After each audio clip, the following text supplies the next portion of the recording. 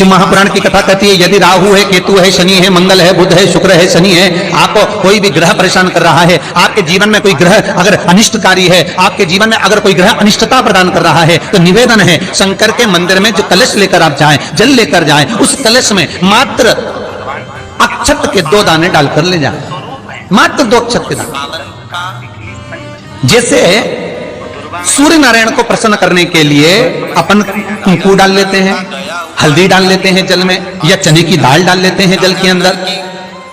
सूर्य नारायण को प्रसन्न करने के लिए हमने चने की दाल डाली, कुंकू डाला, हल्दी डाली, और कभी कभी सूर्य नारायण भगवान से बहुत जरूरी काम है और वो कार्य हो ही नहीं रहा है, या तन पर कोई रोग हो गया है, तो उसको मिटाने के लिए कई बार हमने भगवान सूर्य को अर्घ देते समय सफेद फूल भी डाला, जहां कभी लाल फूल भी डाला, वहां पर 5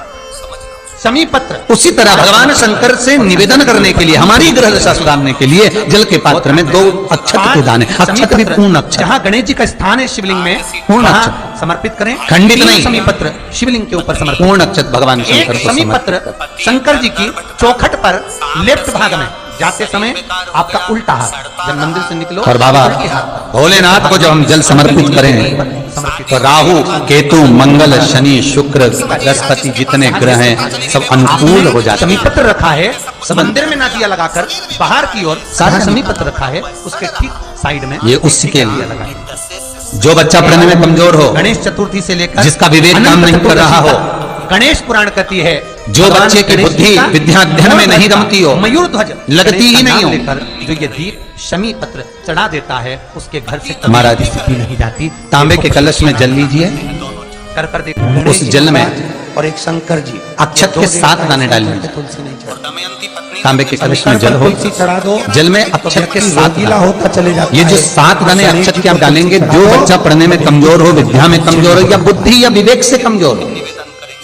इसलिए गणेश जी मैं उनके लिए भी कहूंगा जिनकी बुद्धि ही काम नहीं करती, जो मानसिक विकलांगता के प्रति, क्योंकि वृंदा देवी या कई लोगों से मैं निवेदन करूंगा कि मान लो आज आपका मन शांत नहीं है, आज आपकी बुद्धि शांत नहीं है, आज आपका चित्त शांत नहीं है, आज आपका विवेक शांत नहीं है, बहुत क्रोध आ रहा है, चिड़चिड़ प्रवृत्ति हो रही, घर में अच्छा नहीं लग रहा, तो दोष लगा, परिवार में बात कर रहे हो और मन शांत नहीं है, मैं उनके लिए भी कहूंगा कि जो भगवान के मंदिर जाते हो और मंदिर में जाकर उनको चित्त ना लगता हो, भगवान के मंदिर में पहुंचकर उनको मूर्ति का दर्शन कर ठीक ना लगता हो, अंदर से लेकर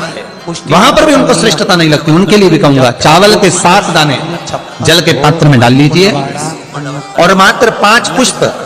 सफेद जल के पात्र में डाल लीजिए। लगने के दुर्वा के 3 बट, उसको जब एक लंबी सी, यहाँ तो अभी दुर्वा नहीं है, पर एक लंबी सी जो दुर्वा होती है, दुर्वा में 3 गांठ पड़े, लंबी डंडी होगी तो 3 गांठ अपने आप पड़ेगी, 3 बट वाली दुर्वा उस जल के अंदर डाल लीजिए अगर ठाकुर जी और शंकर के मंदिर में जाकर उस जल को समर्पित कर दीजिए। जल समर्पित करना है, ये वाला जो जल चढ़ाएंगे आप शंकर को, जैसे शिवलिंग सामने है और जल का पात्र अपने हाथ में है तो उल्टा जल चढ़ाएंगे, ऐसे आपकी ओर मुख करा हुआ कलश भगवान शिवलिंग पर आप चढ़ाइए, उल्टा इस तरह, ऐसे नहीं चढ़ाना, उसको इस तरह से चढ़ाइए। क्यों? क्योंकि मात्र 15 से 20 मिनट में चित्त वृत्ति भ्रमती नहीं हो, शांत नहीं हो रही हो, बुद्धि चित्त ना लग रहा, 15 से 20 मिनट में अंतर आ जाएगा, आपका हृदय चित्त प्रसन्न होगा। और बच्चों से निवेदन है जो विद्या में कमजोर है, जिनकी विवेकता विकलांगता की हो, बुद्धि काम ना कर रही हो, वो जल चढ़ाने के बाद कटोरी में वो जल झेल कर उस जल का पान करना प्रारंभ कर दीजिए। 5 दिन 7 दिन पियो, आपको खुद आराम लगना प्रारंभ हो।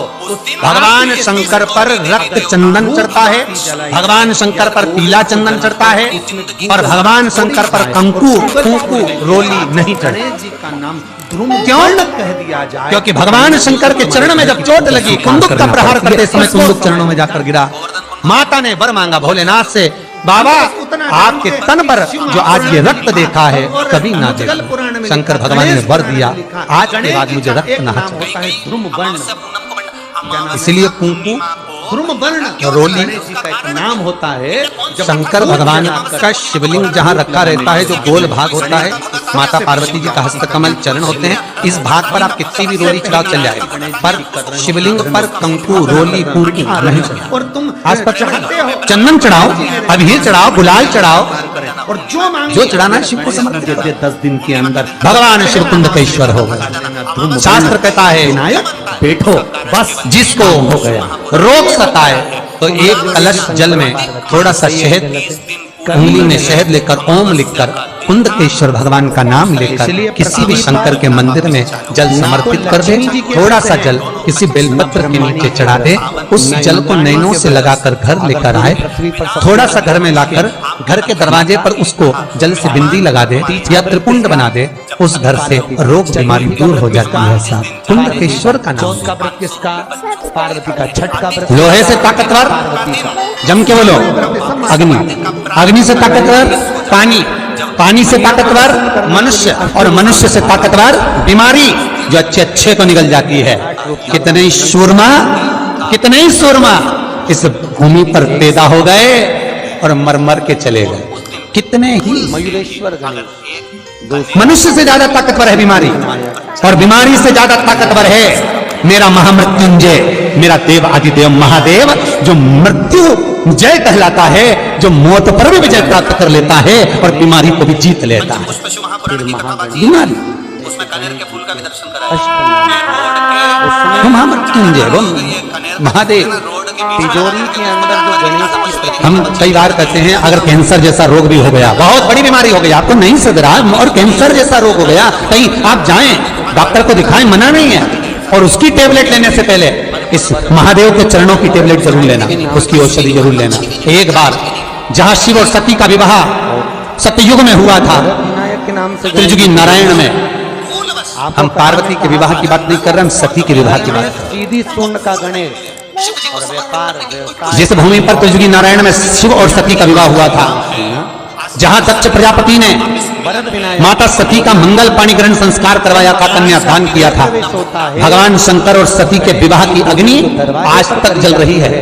त्रिजुगी नारायण में। केदारनाथ जी जाते हैं, उसके पहले गौरी कुंड आता है, गौरी कुंड से लेफ्ट में 8 किलोमीटर की 10 किलोमीटर की दूरी पर त्रिजुगी नारायण है। त्रिजुगी नारायण में जहां पर भगवान शंकर और सती ने फेरे लिए थे, या स्वस्तिक बनाए, भगवान और शिव और सती के, जहां शंकर और सती की भावर डली थी, फेरे हुए थे, उनके फेरे लेते समय माता सती के चरणारविंद से, भगवान शंकर के चलने पर सती माता के चरणारविंद से कुंड उत्पन्न हो गए।